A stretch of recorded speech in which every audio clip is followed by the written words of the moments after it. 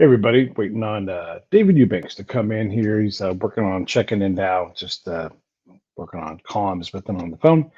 Thought I would just get the show started so you weren't waiting on us to get going here. So, Free Burma Rangers are a group of volunteers that go out and they go to places like Burma slash Myanmar and they look to ease the conflict in that area. They don't necessarily do this with weapons, they do it with medical aid and that sort of thing, trying to render aid when their aid is necessary. So they've got a history of going to Syria, northern Iraq, Ukraine, Afghanistan, wherever all these hard places are. They go there and they try to bring a bit of stability for the folks that are being targeted by militaries. It's not an easy job. It's hard and it's dangerous. And oftentimes, the people that work with them or for them, they get injured and killed on occasion because they're in no shit the hot zones where combat is going on, and so it's been great to be able to connect with David here, and I know we've been talking all morning, so he should be here any second now. But I thought I'd get us started with that. The the, one of the things about that, so we hear a lot about conflict in the news and in the headlines and X and all these other places. But the reality is there's conflicts in any number of countries where there's unresolved uh, violence that's handled through weapons and everything else. So like how much reporting do you hear about Yemen or Burma? And what's going on there, and understanding that you want to talk about atrocities, and you want to talk about genocide, and you want to talk about cleansing. Let's talk about Armenia, and look, this is Europe, right? Armenia, Georgia, Azerbaijan, and all their recent fights. So these wars that we don't pay attention to because they don't impact our day to day lives because they don't appear in the news. They still exist, and people are still suffering because of it. And so when we pop in and we make this thing a big crisis, there's folks like David out there saying, "Hey, we're going to do something about helping folks right now, even in the places where the conflict is not as topical, not as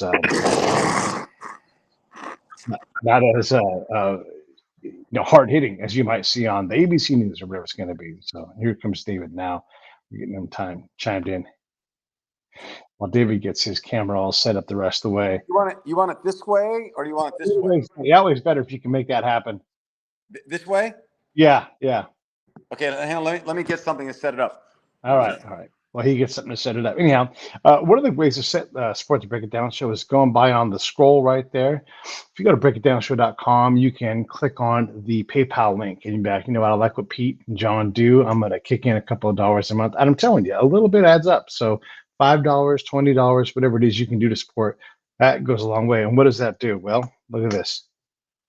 I got this camera because of the stuff that you guys support with. And that camera is going to go with me, and we'll be interviewing Rich Little. If everything works out, Rich Little in a couple of weeks in Las Vegas, and maybe a couple other really interesting shows. So that's what we're working on. That's how you support us. There's a couple of big projects that we're working on that are bigger still that hopefully we'll be able to announce officially sometime by the end of the year, maybe. And if so, we'll come at you and give you this really big breaking news. So in the meantime, I appreciate everybody checking out. And I know you guys are going to love David. David has a lot to say, and you want ground truth. For this guy, he is the ground truth expert. So as he gets everything set up here with his phone, we're going to any questions, by the way, you can always put them here in the comments on the side. I know right now we're not streaming to Facebook. There's a problem there, but everything else is legit and working. So YouTube, LinkedIn, Twitter, wherever you guys want to connect with me, definitely do that. I'm glad to talk with you all and answer questions about the current conflicts and whatever else David comes up with. So I'm going to give David a couple more, another minute or so here to get himself all set up. He's just about there. But yeah, so Break It Down Show, Pete A. Turner, your host as always, and some exciting things coming up that I can't talk about. I might be going overseas for a quick trip to do a little business, so you may see that in my socials. And yeah, anyhow, so that is where we are right now. I'm gonna check in with David here. Let's see, how's it coming, David? I don't know if you can hear me. Oh, is he? Can you hear me? I don't know if you can hear me right now. All right, we're gonna back him out. Anyhow, so that's what we're doing. We're waiting on David to get set up, and then we'll get cooking here in a moment. And I appreciate everybody hanging out and watching. So the best place to watch the show is YouTube, and you can go to breakitdownshow.com. But YouTube is the place where I'm pushing everybody. I don't know if you've seen the announcement, but I'm no longer going to publish the podcast. It was a cost center, and then I've reallocated that money to other areas because it's more important to get PR and marketing assets driven. And so, if you're looking to watch the show on the podcast side, you're just going to have to watch it on YouTube. I'm not gonna pay to push it out on the other side. And there, frankly, weren't that many people over there watching anymore. And most everybody has moved to other channels that are all fed to these channels. And so that's a bit of news. And hopefully, all right. Looks like we got David back lined up here. Hey, man. All right. How we doing? Oh, look at this. Okay, we're going good now.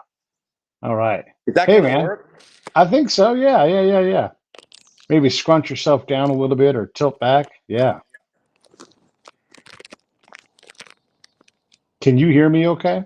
Yeah, I can hear you. Sorry Okay, about that. good. I can hear you too. Yeah. All A right, guy good. is trying to drive from Houston here, and I just wanted to make sure we weren't going to miss each other. Yeah. No, I got you. Well, let me do this. I'm going to point at you, and you're going to say this is David Eubank, and you're watching the Break It Down show, and that'll be us officially starting. So I'm going to point at you now. There we go. This is David Eubank at the Break It Down show. God bless you. Yeah, that's right. So, you and I both are purveyors of the ground truth. You deal in conflict zones still to this day, and there are so many questions to ask. I guess what's the current situation in Burma is what I want to know right now. Like, how are things looking there? Give it because we don't ever see it covered here in the United States. You know that. It's sort of an orphan war. Yes, thank you for asking. It's a 74-year war, the longest running war in the world right now. In the last 2 years, just the last 2 years, 3 million displaced. That's on top of millions more. And I say the last 2 years because the fighting is intensified.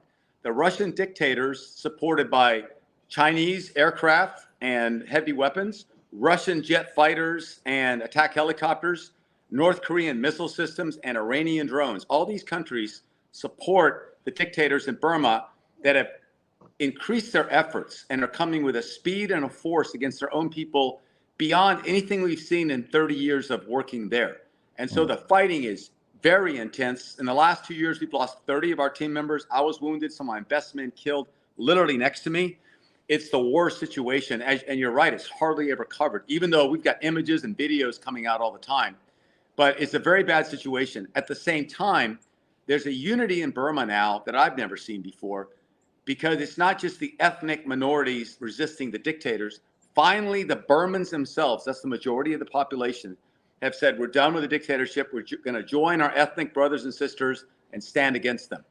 And I think that unity between the ethnic minorities and the Burmans, that really has scared the dictators. This is why they're piling on even more. So we're in the middle of that conflict, and it hasn't gotten better, but I do believe change is slowly coming to Burma. It's my hope and my prayer. When you talk about the different groups, you were on the show before. We talked about the multiplicity of the ethnicity. This is not just black versus white, and it's hard to even when you're there if you don't know. You can look at a bunch of people and think that they're all one people, but they're not. So talk a little bit about what that looks like. Well, Burma is comprised of over 100 tribes with 100 plus different languages, and they're all brown skinned. There's no big black population or white population. But, racism goes through every one of our hearts, our different prejudices. We're all prejudiced about something, right? We're human. And love and understanding each other overcomes every kind of prejudice. But it's not just between blacks and whites in this world. In Burma, it's brown and brown. And this tribe is prejudiced against that tribe. This tribe, and they all, to a Westerner, would look kind of the same. But they're not the same. The Aka don't look like the Lahu, who don't look like the Karen or the Shan or the Wa. They can tell right away. And many of them have been fighting each other. And in a similar way, in our American history, of the Native American tribes. The Apaches fighting the Comanche, the Sioux fighting the Cheyenne, people fighting each other. You know, if you're a white Caucasian from Europe, well, Europeans fighting Europeans, whites fighting whites. This is our human condition. I remember reading about a great book called Comanche by Fehrenbach. And he said, he quotes an Indian telling an early white settler back in the late 1800s, an Apache. He said, you know, we don't really hate you whites. We don't like you. We hate the Comanche because we have 25 generations of bad things they've done to us. That's how long our history with the Comanche goes. You guys are new. We might hate you later, but right now we just kind of don't like you. So in Burma, it's similar in that you have different tribes who just want to have their own area. And then when they bump into other tribes, sometimes there's conflict. But in Burma, one difference is the tribes have generally not fought each other. They've kind of just existed next to each other. But the series of kings first in Burma, followed by dictators, they represent about half of Burma. Half of Burma is Burman majority. That's the majority group, ethnic group, Burman. And the dictators are from that majority, and they attack the minority groups. Why? Because they don't like them. They think they're inferior. There's different tribal people. They call them hill monkeys. They're inferior, and they don't belong here. And that's just racism or prejudice. Second, greed. They want their teak. They want their gold. They want the oil that's in those mountains. That's greed. Third is once they take it or try to take it and kill people, the ethnics fight back. Well, that makes the dictators afraid.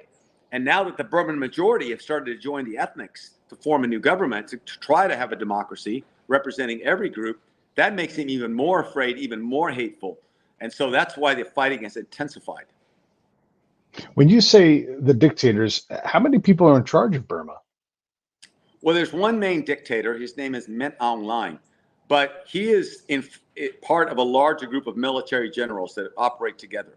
And so the ancient history of Burma was a series of very, very brutal, despotic kings that killed their own children, for example, and certainly had no problem killing anyone who opposed them. And then the British colonized Burma in the 1800s, and then Burma got its independence. Well, before that, in World War II, the British were driven out of Burma in the beginning of World War II by the Japanese. And many of the Burmans joined the Japanese because the Japanese said, we'll give you freedom from England. But the ethnic minority groups, many of whom had become Christians through mostly American missionaries, they joined the Allies. They joined the British and the Americans against the Japanese because they didn't want another ruler, especially the Japanese, who were quite brutal to them. So at the end of World War II, of course, Japan lost. Burma became independent. But as soon as Burma became independent, the Burmans turned on the ethnics and said, we're in charge. Just like the old days of the king, we're not calling it a kingdom, we're calling it a government, a socialist government, we're in charge. And attacked the ethnics in 1949. The ethnics began to fight back, and then this little socialist government fell apart, and a military dictatorship came up that was Burman. And it's been a series of dictators from one leader, he'll last about 20 years, and he gets old or passes away, and his protege comes up. So it's just a series of generals that keep exchanging power and hold on to power in Burma. There are so many people that write here in America and even in Europe. They write PhD level papers. They make their entire careers focused on Russian conflict or Middle Eastern conflict. What is it about the Burmese conflict, this nearly 80-year war? Why is it ignored? Like, what do you think? I mean, when there's all this look, everybody's up in arms about human atrocity in Israel and Gaza, right? They can't shut up about it. They can't stop exposing their racism about it and their hatred. But what is it about the Burmese war that just no one cares enough to care? Yeah, I'm not sure. I'm glad you care. I'm glad. I know. I mean, I do. I don't like people suffering. Well, thank you. That touches my heart. And I remember one Burman man. He said, Dave, you and your family and the Free Burma Rangers understand us. It means so much to be understood. As you're human, you count. So, Pete, you saying that really touches my heart and their heart. And I hope anyone who watches this can look up the situation in Burma and pray for those people. Pray for the people suffering and pray for the dictator's heart to change. Anyone's heart can change. Yeah. Anyway, I think there's many reasons why it's not covered. One reason, or covered very much, it's halfway around the world from the United States, about as far as you can get away from us. That's number one. Second, these are Asian population. In America, the population of American Asians is quite small, and so it's different. It's way over there. It doesn't feel, as connected, I think, to some people. That might be a reason. Another reason is it's directly underneath China, and people are afraid of China.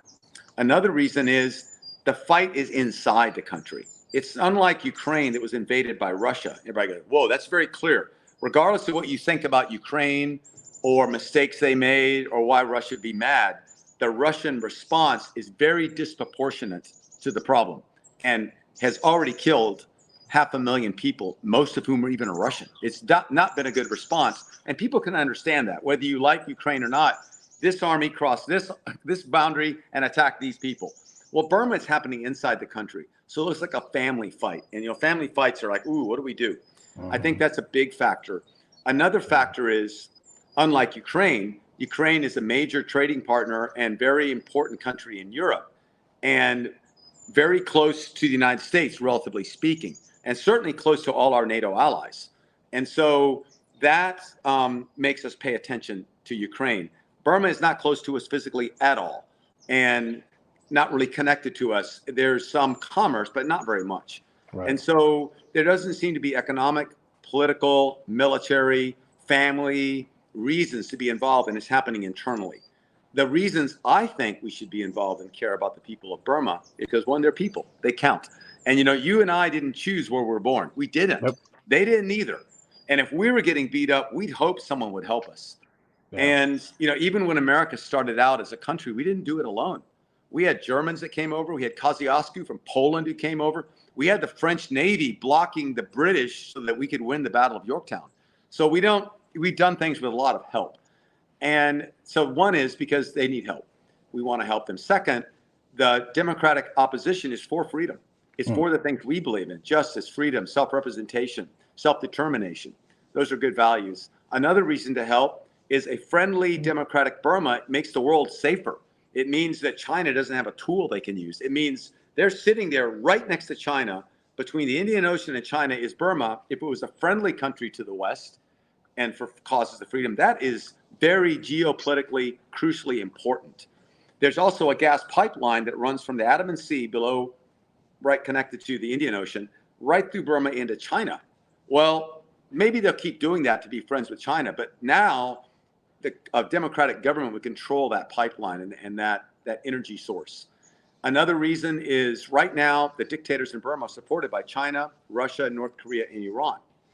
A friendly Burma, a democratic Burma, you'd have none of those people able to control anything. And none of those governments, the people of Iran, the people in North Korea, some people in China, people in Russia, some are wonderful people. Most we probably get along with, but the governments are absolutely horrible. Number one, you can tell a horrible government to kill their own people. Right. And they're certainly not going to treat anyone else better. So another reason is a free Burma means a more free world, a safer world. So I think there's lots of reasons to help the people in Burma. And then, going way back in history, not way back, World War II, the ethnics in Burma, the Karen, the Kachin, the Karenni, they joined the Allies to fight against the Japanese military and against the Axis. And they were told, you'll get freedom out of this. And so for honor's sake and for gratitude, we should stand with them. They stood with us in World War II. So those are some of the reasons I think that we should support people in Burma. Yeah. Also, like just the geostrategic, having the Straits of Malacca even more secured for everybody, right, so that we can all look. There's a lot of goods that move through that part of the world. Singapore being able to do what they do, Indonesia, all of that commerce machine that is in that oceanic area, having stability above it is definitely as important.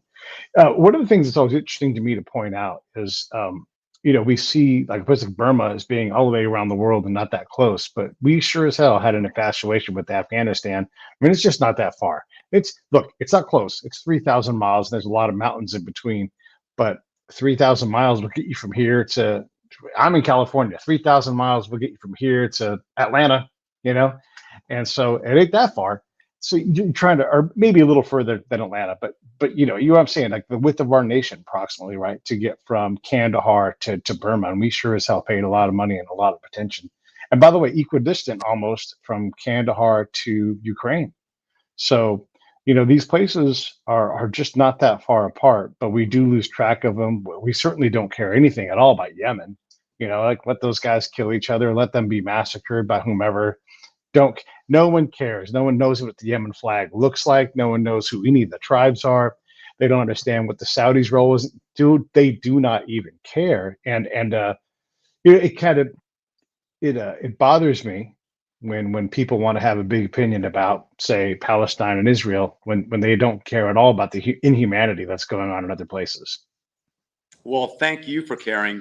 I think you know more about Yemen than I do. We actually considered going there, and then the Burma blew right back up again. We're still involved in Yeah. Iraq and Syria. We actually are involved in Ukraine now. We have a Yeah. very small rotation working with chaplains and medics, helping Ukrainian chaplains minister in the front lines. Very small, but and I was like, wow, we've kind of maxed out our capacity right now to be involved in Yemen, but we're open to whatever God leads us to do. Yeah, yeah, yeah, yeah. And I guess briefly tell everybody what the Free Burma Rangers do, as a mission, whatever country you're in. If you're in Yemen or you're in El Segundo, what are you guys going to be doing for people? In El Segundo, we're going to head towards the coast and surf. I got All right, surfboards good. on my roof rack. If we're in America, I love America. We landed here from a mission in Burma. We landed here. My girls are now in university in Texas A&M. So we land in Washington. Right away, we jump at the Pacific Ocean. It's so beautiful, freezing cold. And then the next day, my wife and I are skydivers, and so we keep our proficiency. So we're jumping in Kapowsin, which is right between near Olympia, Washington, right between the Cascades and the Olympics. And the sound is below us. You're flying like this, going, oh my goodness. And then the next day, we're doing whitewater on the Skycomish River. And then we meet friends. The next day, we're climbing in the North Cascades on our way to rodeo in eastern Washington and Wyoming. And Pete rides bulls, and he's a team roper, and the girls barrel race. What a country. And then we go to California. We're horrible at everything, but we're surfing. We're enjoying the beauty. And anyway, but wherever we are, we want to enjoy the beauty of God's creation, and we want to enjoy people and help people wherever they are, in the United States or anywhere.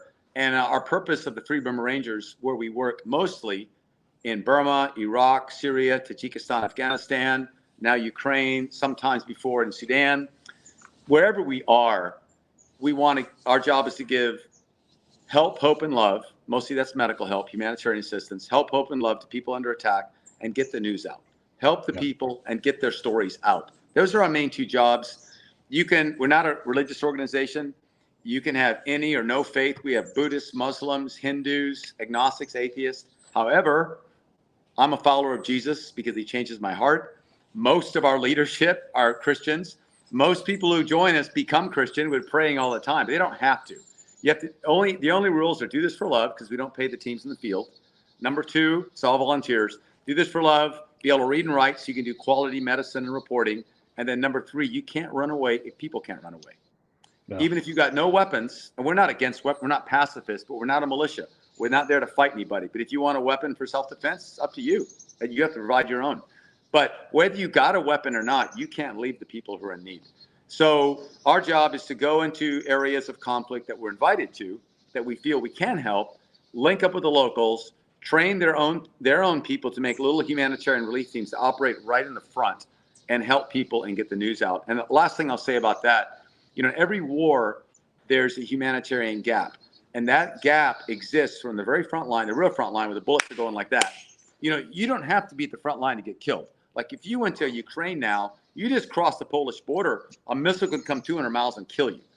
Right. But what I mean by the real front line is where the bullets are smacking next to you, where the enemy is right across, whether across the block or 1,000 yards away across the other tree line. That's the front.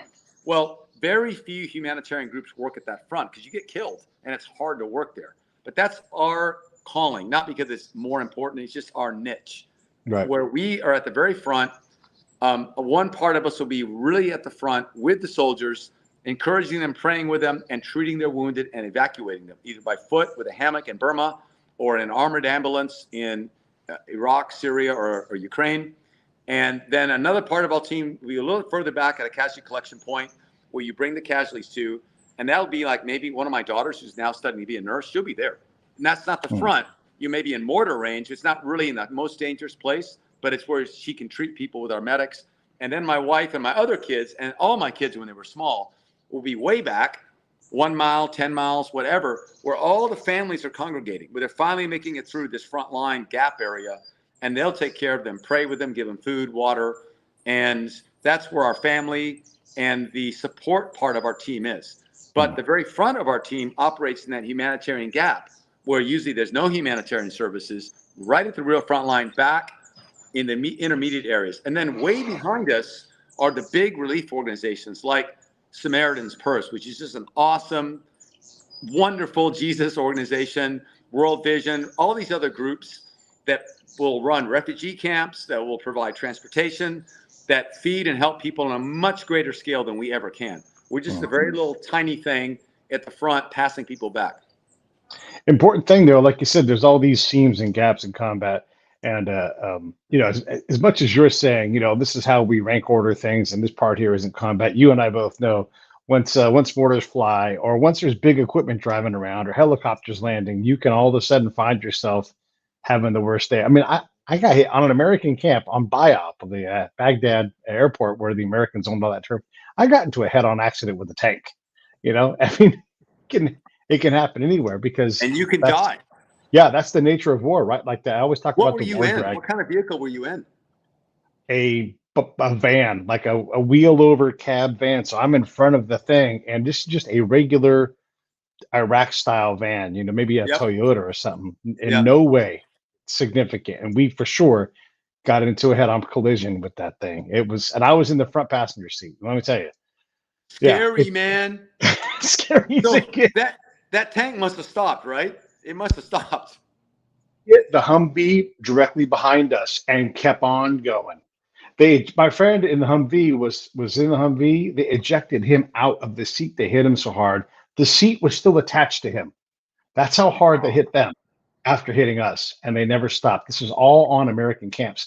And so to your point, like the front is where the front is, and then the war dragon flies around and takes and eats whatever it wants. And the war dragon is not something you ever want to encounter, because it cares not for your experience, your money, anything. It just consumes. It feasts. That's all it does. You understand very well. Yeah. That really hits my heart, because that's something you try not to think about too much, but you need to be aware of it. You're not bulletproof. You know we're safe here. You got to pay attention. You don't want to be paralyzed with fear, but things are happening. The war is unleashed, and it's going down range, but things are moving back here. Emotions are often up. People are going too quick, thinking about one thing and all this metal. And then you have the enemy doing things also like this. Super dangerous. Very dangerous. Very. That you described it. You described it so well, Pete. I got this like thick feeling in here. I was like, because we know what it looks like. Yeah. When you're like, and the thing will happen. You mentioned earlier, someone next to you gets killed. That happens, and you're like, oh my gosh, nothing I could do. It wasn't me this time. It was that person, and you just you don't know. And when people have these hard opinions about what war is like, they don't understand that you never want to pick that, because you don't get to keep anything, and people that you do know, they will die. And there is no avoiding it. No one walks out of that war unscathed. Even if you're not even near it, you're going to be impacted by it, because there's no controlling it. Yeah, in most war movies, you don't get to see that back end. What happens back there? The guy gets crushed by a pallet. A tank runs over you. Two things collide, or the enemy rocket just comes in and smokes the whole fob. What is that about? It hits the medical facility. A fire starts, and there's something evil within war, the demonic and the evil within war that spins things around. And so for me, I was just talking with the Corps of Cadets at Texas A&M last night. We're in Texas right now. On Monday, we head to Iraq and Syria for missions. I was just talking to them and asking them, what's your purpose? Why are you in university? Why are some of you going into military? You really need to ask that before you go out to be killed or kill. Because your enemy is going to know exactly why they're there. Exactly. And they're not going to hesitate.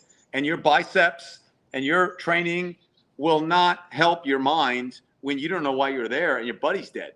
So make sure, for me, God, you want me here?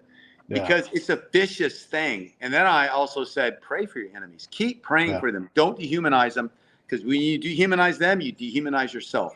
And you can fight and kill an enemy and still pray for them. You can. And that's very important. Otherwise, you'll damage yourself, because none of us are perfect, even though I believe some wars are necessary. And I faced ISIS face to face, like one time 2 yards away, shooting at me, and he missed me. And I'm looking in his eyes, pure hate. And there's no talking sometimes with people. And so sometimes you do have to shoot them, not have to. You can just let them shoot you. But sometimes it might be a better option to stop them because they're up to no good for their own sake. You know, their soul belongs to God, not us anyway. We're not going to affect their soul. Right. But sometimes you have to do that. But even in the worst enemy, like ISIS, or some of the worst, Russian units that rape and kill in Bucha and other places, even among them, number one, they can change. Number two, even as you fight them, you need to keep praying for them for your own heart's sake, because we're not that great either. And like you said, we're all affected. There's something nasty going on. When people are killing people, we always look at it as the enemy. But no, they got wives and kids too. And no matter how bad daddy is, when daddy dies over there, that little baby only knows some American killed their daddy. That's all they know. And that hurts. So war is something we don't want to do. And if we must do it for a higher good, we have to stay humble and keep asking God to heal us and keep praying for our enemies. I think it's the only way to stay sane. No, you're saying a lot of good things there. And also, when you keep your eyes open and you watch, and I'm just going to be critical of us now, when I watch ISIS walk around executing people, and you know how they're walking and shooting, they're walking exactly like they've been trained by us. And when I see Hamas armed with M4s, I know where they got those, and maybe it wasn't directly, but I know where they got. I know.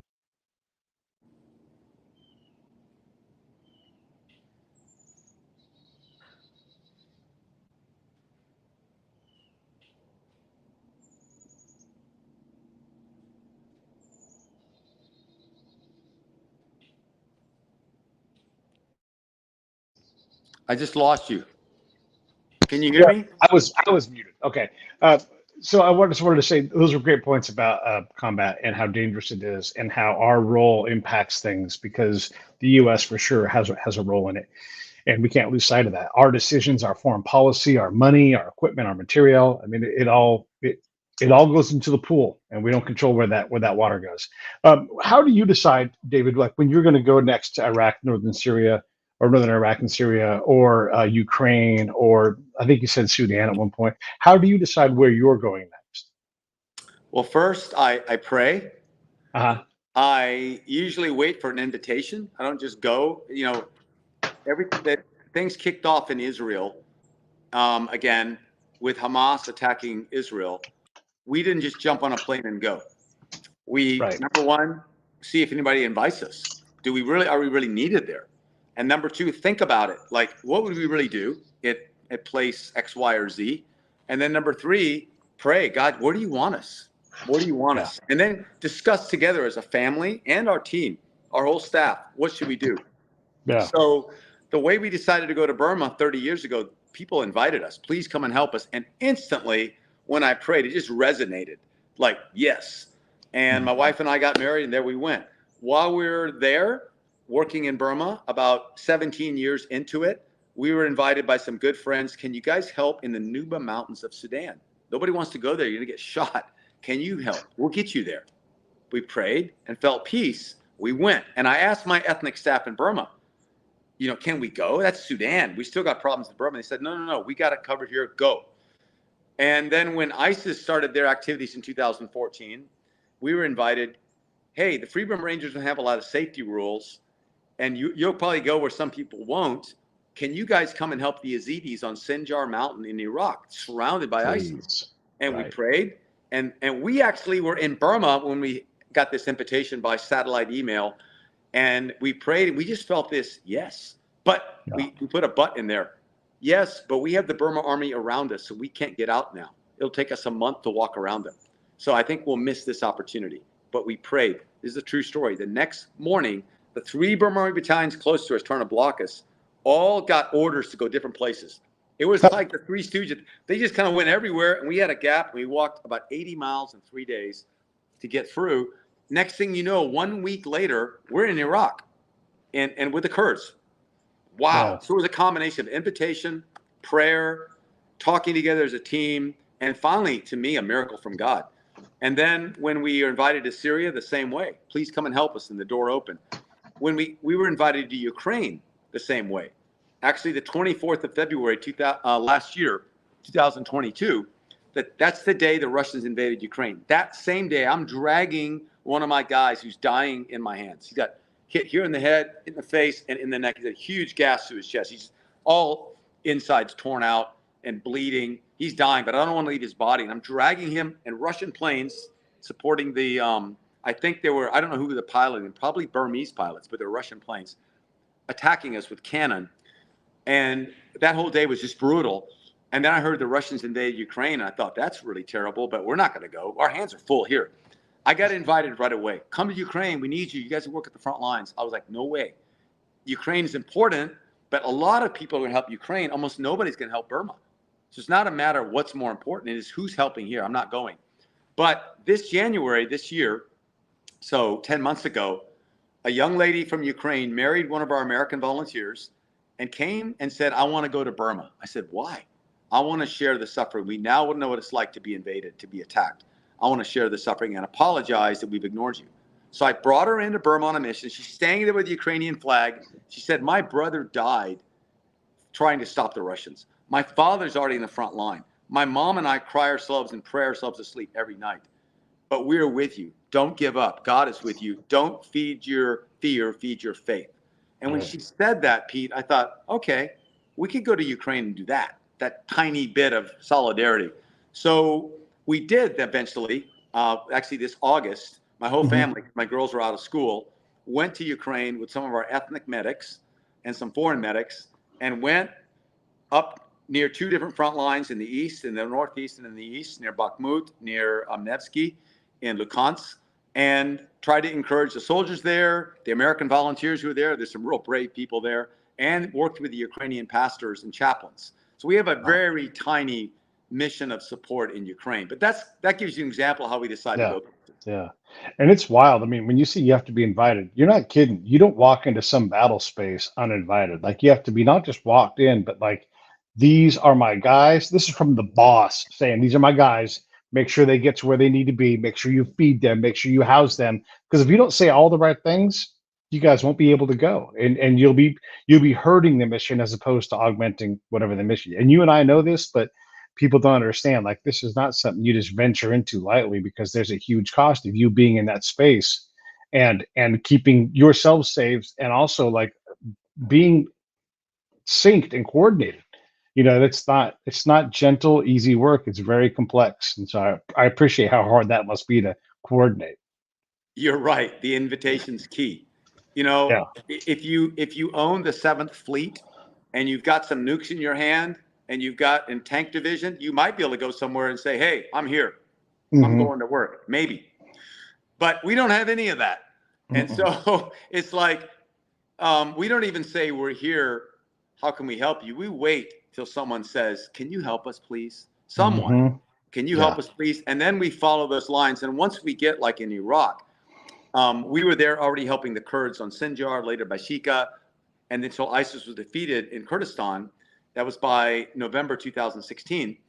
And we prayed. We were in the Kurdish side. It was kind of, our work was done. And we prayed, Lord, we don't want to hang around for a war, because the Battle of Mosul is now just kicking off. Right, 20 kilometers from us. We don't want to hang around waiting for action. We're not probably needed there. If you don't want us here, God, in 3 days, we're going to pack up and go. We've done our work here. We said this prayer, my phone rang right afterwards. And it was a big humanitarian organization that said, Dave, you still in Iraq? I said, yes, I'm up with the Kurds. They said, we've got millions of dollars of food and relief supplies. We can't get into the city of Mosul. It's too dangerous. We don't do that. Will you do it for us? That's an answer. Yes. We just prayed this prayer. It's not a make-up mission. And then I said, but who do we contact? They said, you go and help the 36 mechanized brigade. That's where they're controlling an area where there's a lot of civilians that need food. Okay, where's that? East Mosul and Shahrazad. Where's Shahrazad? I don't know. I know. Okay, I know. look at a map. We pray. We drive through the Iraqi checkpoints. We get out in no man's land, and we come to a fork in the road. Which way is ISIS? Which way is the 34th Division? This is just outside of Shahrazad and East Mosul. We don't know. We stop and we pray which one to take. And then one of my guys is looking with binos, and across this kind of open fields where power lines are, he sees an Iraqi flag 1 kilometer away. Hey, Iraqis are there. Well, it's probably Iraqis, not ISIS. Let's go. We turn our vehicles. We start driving there. Right away, ISIS opens up on us because where that road split, went over a little hill. Right on the other side of the hill was ISIS position. We didn't know that. We were like Mr. Bean. Whoa, they're ISIS with Dushka and dropping mortars on us. Well, we get to the Iraqis, and the Iraqi commander goes, "Who are you and who sent you?" Yeah. I said, "We're the Free Burma Rangers. Everything here is yours. I'm not a commander of nothing. Everything we've got, 4 armored vehicles, 2 ambulances, my wife and kids to take care of the back line, this much food, this much cash. It's all yours. How do you want to apply it?" He goes, "Wow." I said, "We're in your hands, man." And then second, "Who sent you?" I said, "God sent us." God, and he goes, we're on a mission from God. You're the Blues yes, Brothers. He goes, "How do you know?" And I said, We prayed. And then this other NGO contacted us and they said they have all this stuff for you. And we said, we do it. But if you don't want us here, we don't have to stay here. We'll give you all this and we'll leave. What do you want? And they go, "Why don't you stay a few days and see if you're useful?" Well, almost a year later, the Battle of Mosul, we were with these people to the very end. And I remember General Mustafa, he told me, my country was almost lost to ISIS. And I prayed to God for help. And he sent me the worst 2 things: an American Christian, you. But thank you for showing us what it means to follow Jesus. Yeah. And we became very close to the Iraqis. But we're in their hands. We're not like, hey, we're in charge. We're going to do all this. We have our own competencies. We have our own, disciplines. True. But we're in their hands. We're there to serve them. I know exactly what you're talking about. Because, when I get farmed out, and they're like, "Hey, go support this SEAL team," or whatever it's going to be. I show up and I'm like, "Am I invited? Do they know I'm coming?" Like, "Oh yeah, it's all covered." Like, no. Who knows I'm coming? And then once it's all set up, then I go there and I'm like, "I am not here to mess with your mission. I'm here to help." Here, and then I'm only there to help. And I don't tell anybody what to do. I just start doing what I do. And you're right. If you come in any other way, you're causing a problem, and nobody needs more problems. Nobody does. I wanted to mention this because I don't want to leave Iraq before we talk about this. Again, we don't understand as America, like the fact that the Yazidi could have been wiped off the face of the earth forever. No one even knows where Sinjar is. They couldn't point to it on a map. I could tell them where it was, and they wouldn't be able. They'd be like, "I don't know what you're talking about." And yet you guys go there, and thank God that you did. And I love that that we guys were able to save. I mean, the Yazidis in Nineveh, all those places got sacked, and it's horrible. But we, you talk about ethnic cleansing. There may never have been another Yazidi ever, because these are not warrior people. These are farmers. These are simple people that have, for our point of view, they have nothing. They live on subsistence farming. They have 20 kids, and that's it. And they're shunned in their community, but they are part of a community. Yeah, well, the reason we could go to the Yazidis is we knew about them. And the reason we knew about them is because of you and people like you. Really. That's how we knew about them, because people put that information out. People like you care and share. I didn't really know who the Yazidis were. And next thing I know, wow, they're getting slaughtered. They're going to all get wiped out. And then next thing you know, another group, actually he's a friend of mine named Victor Marks. He has a ministry of All Things Possible. He's awesome. He said, "Hey, Dave, you guys aren't afraid?" Actually, we were afraid a lot. But what he meant was, "You'll go anyway. Can you come and help?" That's actually how we first went, is through Victor Marks. He's like, "I'm over here counseling the Yazidi women who've been raped, tortured, and my wife is trying to counsel them. And we've got a team of counselors, but they need humanitarian help at the front lines. I know you guys will do it. I'll get you here." So actually, my story going back, how we got to Iraq, was actually Victor Marks that did it. There you go. So again, and also a family called the Isaac. I always forget this in case they're watching, but even if they don't, there's an Egyptian American family, the Isaac family, that helped Victor get there first. And so they're really low key behind the scenes. Jacqueline's a great friend. Her mother's awesome. and they do a lot for America and people around the world, but they actually were there before any of us trying to help the Yazidis, and then Victor got involved, and then Victor got us there. So it's I never do anything good alone. I can do bad things all by myself, but good takes a lot of people to help. Matter of fact, you need people to call you to keep you from doing bad things. Because left to my own devices, I want to talk real quick about the Russians, and we'll get to the current, Israeli Hamas thing in a second here. But the you alluded to it earlier, the raping and the killing, but just go into what you've seen in terms of the damage, the human damage that's being done, that's well outside of the combat world, like, the illegal and these type of things. What have you seen? Tell us, like, from the ground truth perspective, how horrible has it been from what you've seen? Very horrible. And I want to start with the propaganda side, the side that the Russians use. Propaganda always has a little bit of truth in it. Yep. And Russians will say, the Russian government will say, well, we bombed that hospital, but actually the Ukrainian army is hiding in there. Or we bombed this school, but actually the Ukrainians are using it. Well, from what I saw, at least in one place, that was actually true. There was a children's hospital that was bombed, and the children all left. And then the Ukrainian army went and tried to hide in it, and they got bombed. And that has happened. Now, is that wrong of the Ukrainians to hide in a hospital? I don't think so. It's their country. And I wouldn't want to die either.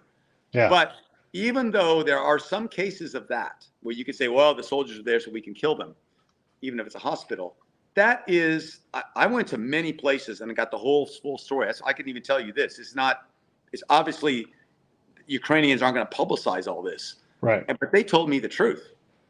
And this place was this was this. Well, that was the only one I knew of. There's probably a few others. Then every single Ukrainian church of any kind that was anywhere near the front was heavily damaged or completely flattened. Every single one.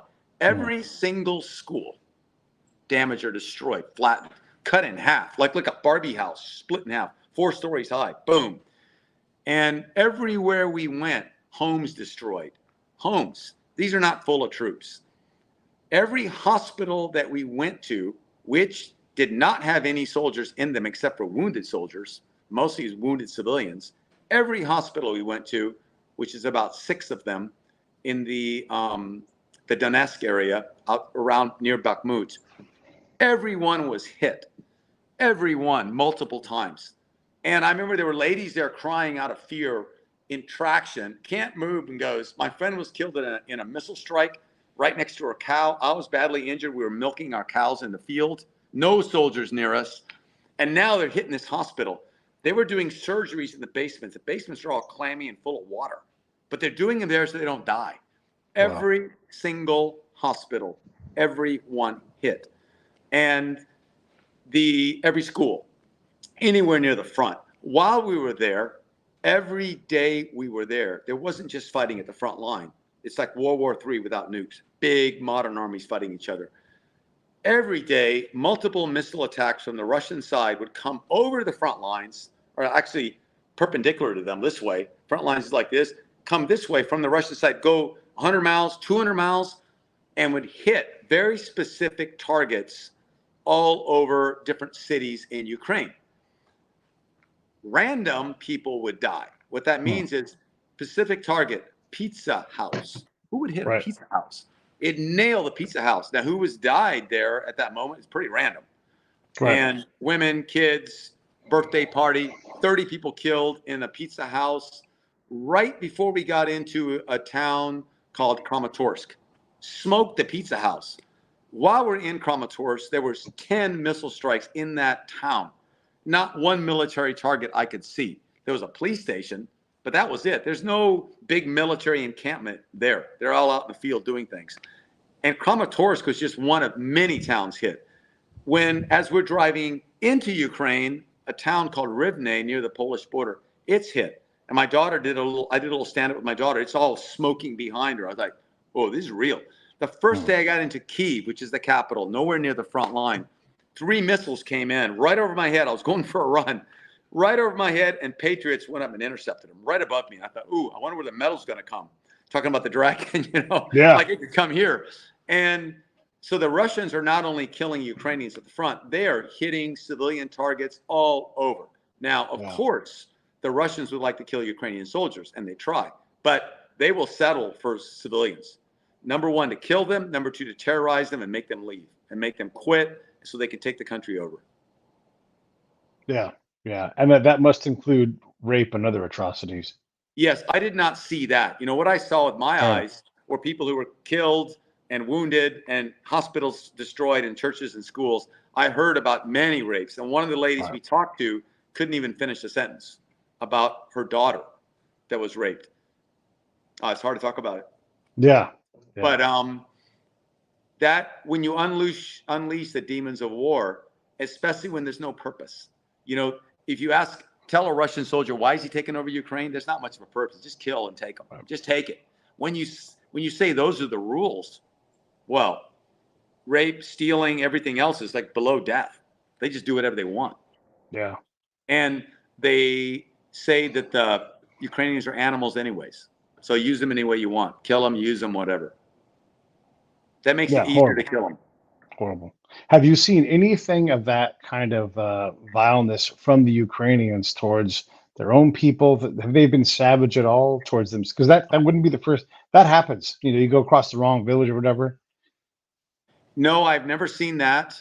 Okay. However, one Ukrainian chaplain told me, Dave, one reason why we need to work up with these Ukrainian soldiers is so they don't do those things. Yeah. Because some Ukrainian soldiers have tortured and some Ukrainian soldiers have sliced up and desecrated Russian bodies. And that's evil. We don't want to become like, they get so angry and full of it that they end up doing some of the same things the Russians do. But we're against it. So she said, don't think, basically being attacked made us virtuous. Being attacked does not make you virtuous. You have to choose to be virtuous. And so I think the difference is, whereas some Ukrainian soldiers have done war crimes, just like some American soldiers do war crimes, the difference is in America and Ukraine, it's against the law. And you're held accountable. And even if you're not punished, people say, hey, man, don't do that. Don't do that. And the Ukrainian chaplains are always speaking for the soldiers to defend the country, but don't become like animals yourselves. Yeah, yeah. We have this fight with the folks from Hamas / Palestine and Israel. What are your thoughts on that? Have you guys been called up to go? Would you go? All those questions. Well, first, I am very ignorant on the whole situation in Israel, Palestine, the whole, a lot of the Middle East I've not been to. And so I've never been to Israel.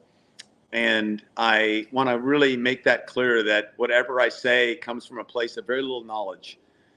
My feeling is, and my understanding and feeling is this: from ancient times, both Jews and Palestinians have lived in this area and fought each other back and forth. Both have a right to be there. And during different oppressions of Jewish people in Europe and other places, especially in World War II, more Jews came back and bought property. They didn't steal it. They bought property and began to have settlements. And finally, the United Nations the British were involved, the UN got involved, and they made a deal. Okay, there's a state of Israel is this big, and Palestine is this big, and you can, this is how we're going to have it, and kind of step back. And British left, and you had this kind of hodgepodge place, and the Israelis in 1948, I think it was May the 14th, declared independence. Hey, we're free. They didn't say where the borders were. They just said we're free. Boom. The Arab nations around them said no way and attacked. And the Israelis fought them to a standstill and got most of what we call Israel now, minus the Gaza Strip, minus the West Bank, and minus part of East Jerusalem. And it kind of goes like that until the Six-Day War, when the Arab countries again are about to finish Israel again, and Israel preempts that and defeats all of them and takes East Jerusalem, the West Bank, which is the west side of the Jordan River, the Golan Heights up near Syria, Gaza Strip, and the Sinai. Wow. Yeah. They defeat Boom. all these armies. And then there's, fighting back and forth and deals back and forth. And finally, Egypt and Israel become friends. That'd be a hard word to say, but they have an understanding. Yeah. The Sinai goes back to Egypt.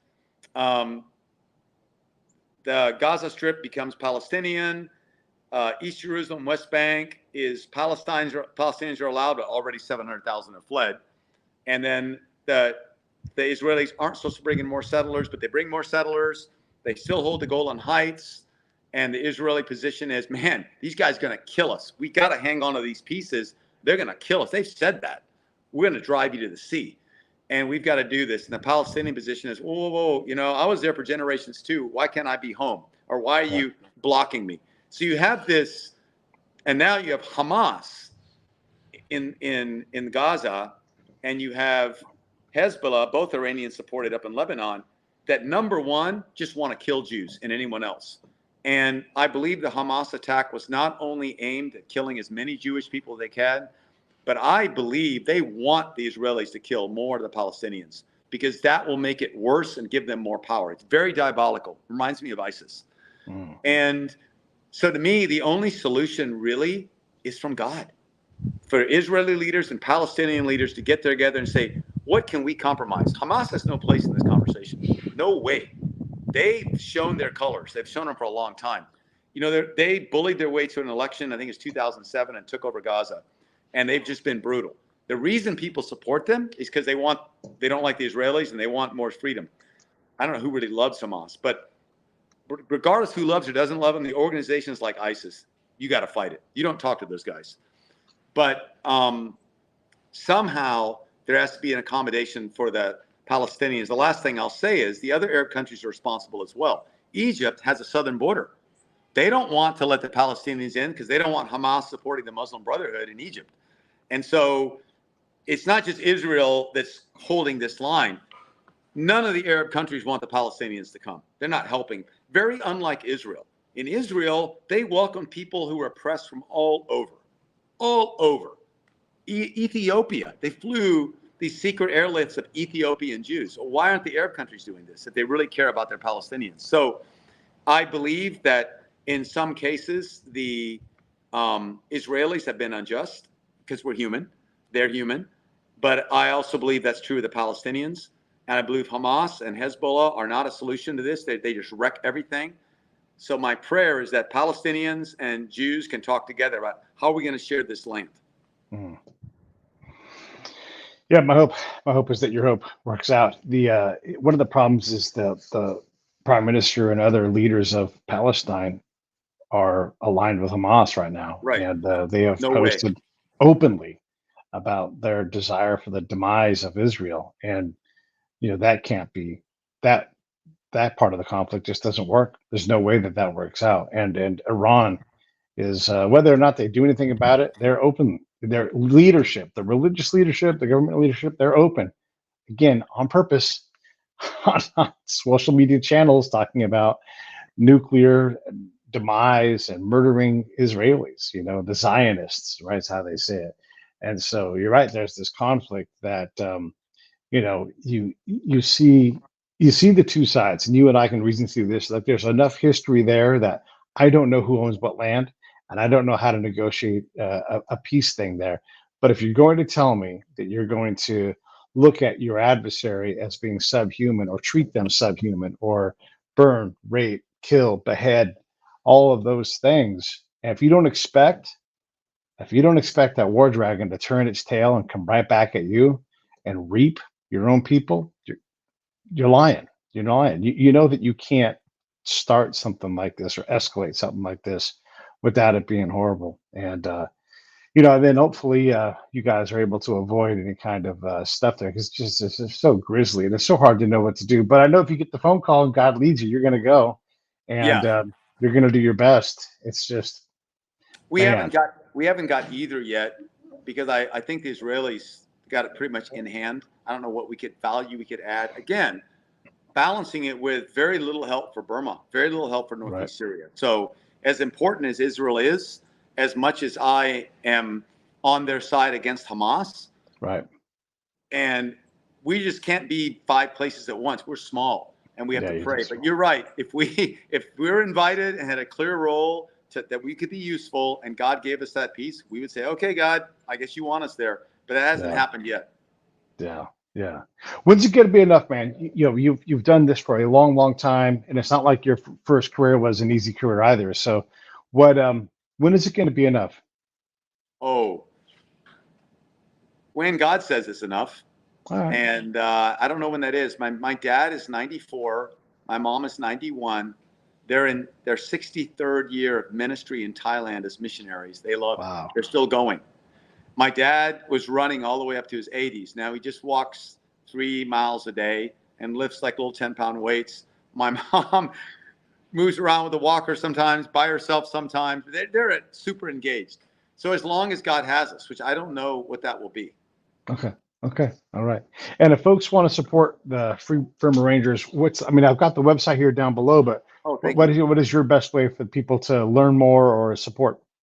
Yes, you can go to our website, www.freeburmarangers.org, and you can read. There's movies. There's a documentary movie. There's actually a link that's free now, or you can get it on Amazon. It's called Free Burma Rangers. I wrote a book as well. It's on Amazon. It's called Do This for Love, Free Burma Rangers in the Battle of Mosul. So those are some resources you can look at and pray. And if God leads you, we'd love to help. I'm going to put up the link for Do This for Love right now. Anything in closing before we wrap it all up? Well, first, thank you, Pete. I really appreciate you. You understand so deeply. I mean, you really touched my heart talking about even just the war dragon. You really touched my heart. That's what you're in that. And I thank God that God is bigger than the war dragon. I thank God that he helped us do our best on this world, to love and forgive each other, to stand against evil, and he takes us down. So thank you for your shows, and thank you. We could be part of it. Yeah. Stand by. I'll come back and say goodbye to you in a second. Let me just turn this thing off here with some credits. And here we go. Hey, thanks for watching the show. I really appreciate it. Right here, you can subscribe. Please do that. It makes the show grow. Hit that notification bell so you know which incredible guest is coming up next. Down below is the PayPal link. You can put a small subscription in. That is an enormous help. All that money goes right back into the show. And then right up over here are the next episodes you should listen to, curated by yours truly. Thank you so much for watching the